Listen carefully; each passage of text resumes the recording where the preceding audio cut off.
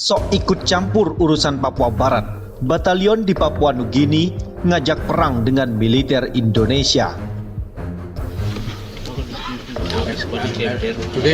Today 6th of May, people of Pacific, on behalf of citizen of country Papua New Guinea, we are now standing here to declare ourselves that we are ready to go and fight against Indonesian soldier for helping our people of West Papua.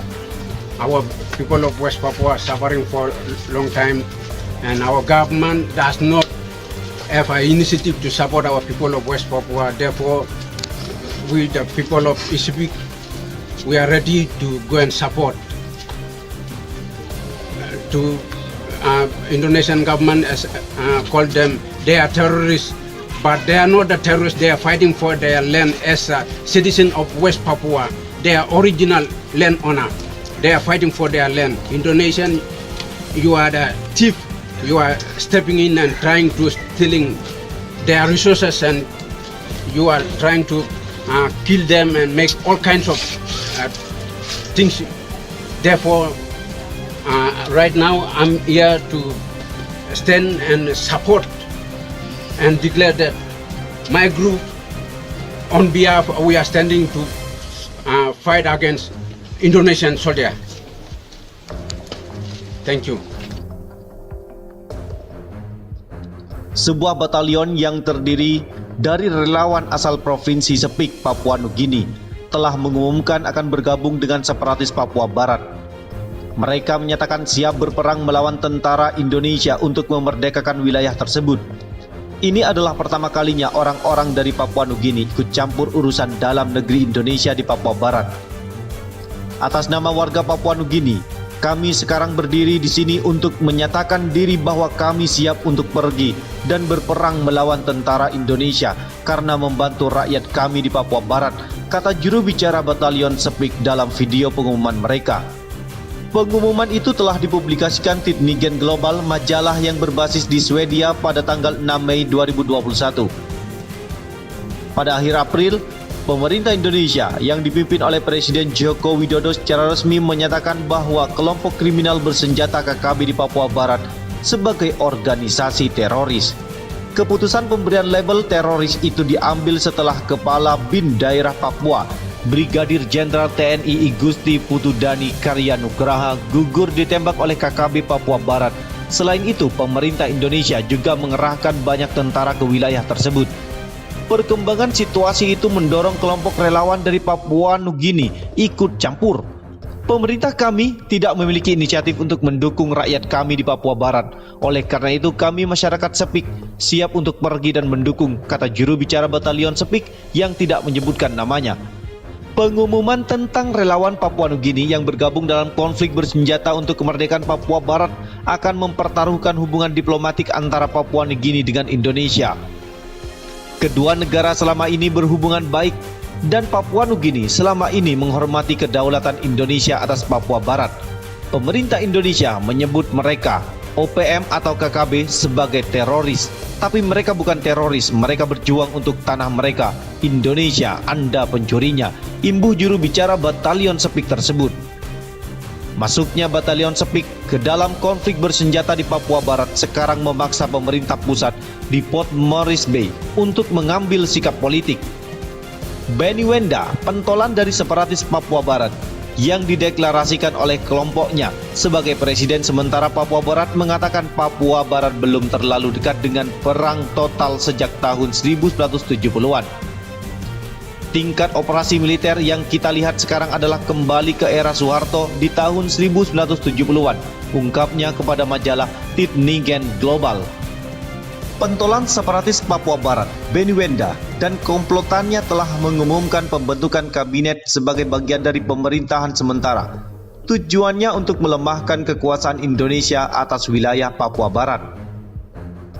Wenda yang sampai saat ini bersembunyi di Oxford, Inggris, merupakan pemimpin United Liberation Movement for West Papua, Kelompok itu telah mendirikan pemerintahan sementara versi mereka sendiri pada bulan Desember tahun yang lalu, di mana Wenda menjadi presiden sementara. Sekarang kelompok itu telah membentuk kabinet dengan 12 departemen termasuk Kementerian Urusan Luar Negeri dan Pertahanan. Ke-12 departemen ala Benny Wenda dan komplotannya itu antara lain adalah Departemen Luar Negeri, Departemen Lingkungan dan Kebijakan Hijau Negara, Departemen Dalam Negeri, Departemen Hak Semua Makhluk dan Keadilan, Departemen Urusan Politik, Departemen Urusan Indonesia, Departemen Urusan Melanesia, Departemen Urusan Wanita, Departemen Sosial dan Budaya, Departemen Kepolisian, Departemen Pertahanan, dan Departemen Keuangan. Wenda mengatakan departemen-departemennya bekerja di bawah tanah untuk merusak aturan Indonesia dari dalam Provinsi Papua Barat. Kami bergerak menuju pembentukan negara baru di dalam Papua Barat berdasarkan prinsip hak asasi manusia dan perlindungan lingkungan, kata Benny Wenda kepada Pacific Beat, bagian dari abc.net.au pada hari Senin. Hak semua makhluk akan menjadi inti agenda kabinet baru kami. Prioritas nomor 1 kami adalah memaksimalkan kelangsungan hidup orang-orang kami dan budaya kami serta lingkungan kami, ujarnya. Indonesia sendiri telah mengerahkan pasukan Papua Barat, sementara pentolan dari separatis Benny Wenda merengek-rengek kepada dunia internasional dengan menyebut Indonesia segera melakukan tindakan keras besar-besaran. Pasukan Yonif 315 Garuda yang bermarkas di Ciamas, Bogor dikerahkan setelah seorang jenderal intelijen gugur ditembak kelompok kriminal bersenjata KKB Papua Barat. Kelompok bersenjata itu oleh pemerintah Indonesia telah dilabeli sebagai kelompok teroris. Benny Wenda pentolan dari separatis yang bersembunyi di Oxford, Inggris dan dideklarasikan sebagai presiden sementara United Liberation Movement of West Papua, mengatakan dalam sebuah pernyataan kemarin bahwa memutus internet adalah pengulangan dari pemberontakan Papua Spring pada Agustus sampai September tahun 2019. Dia mengklaim bahwa situasinya sedang berkembang sebagai operasi militer terbesar sejak akhir tahun 1970-an.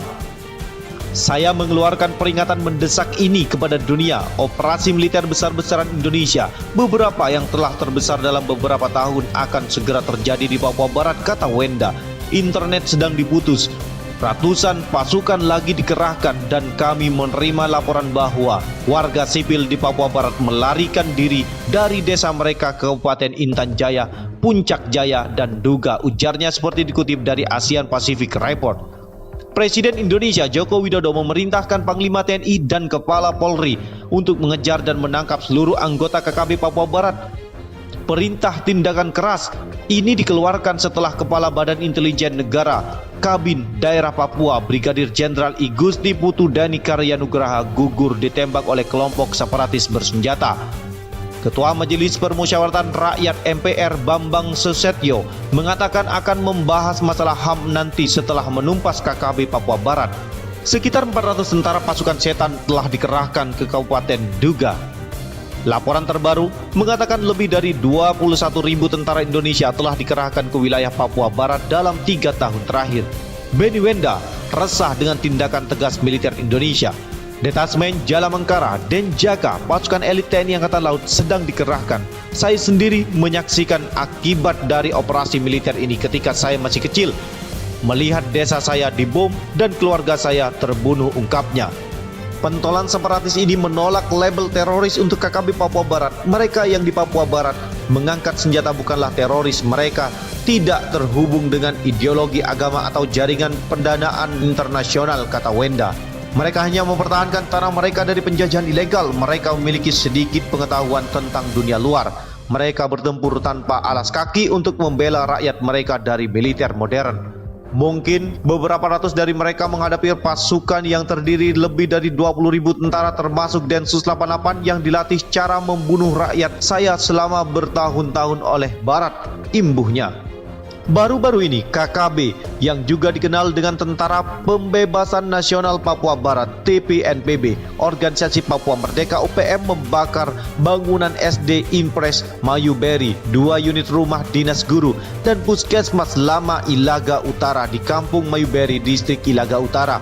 Selain itu OPM juga merusak fasilitas jalan dan jembatan berupa Jembatan Kimak, Jalan Tagaloa dan Jalan Wuloni, Pintu Angin. Kabid Humas Polda Papua, Kombes Pol Ahmad Mustafa Kamal, menjelaskan bahwa berdasarkan laporan tersebut, aksi pembakaran dilakukan pada hari Minggu sekitar pukul 22.30 waktu Indonesia bagian timur. Pembakaran awalnya diketahui Kepala Distrik Ilaga Utara, Joni Elato Tagam, yang kemudian dilaporkan ke Satreskrim Polresta Puncak pada hari Senin.